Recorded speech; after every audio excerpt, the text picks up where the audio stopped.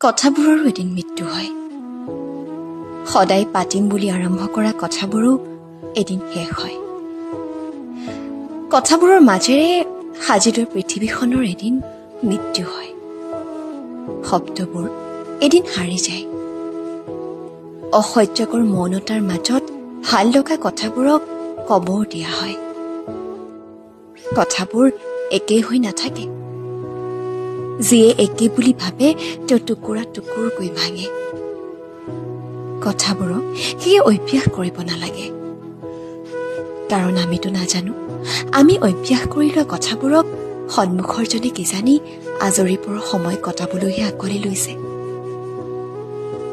কথাবোৰৰ মাজত জীয়াই নাথাকিব, অন্যথা কথাবোৰৰ লগে লগে আপোনাৰ মনটোৰ মৃত্যু হ'ব, পুনৰ জি উঠিব নোৱাৰাকৈ।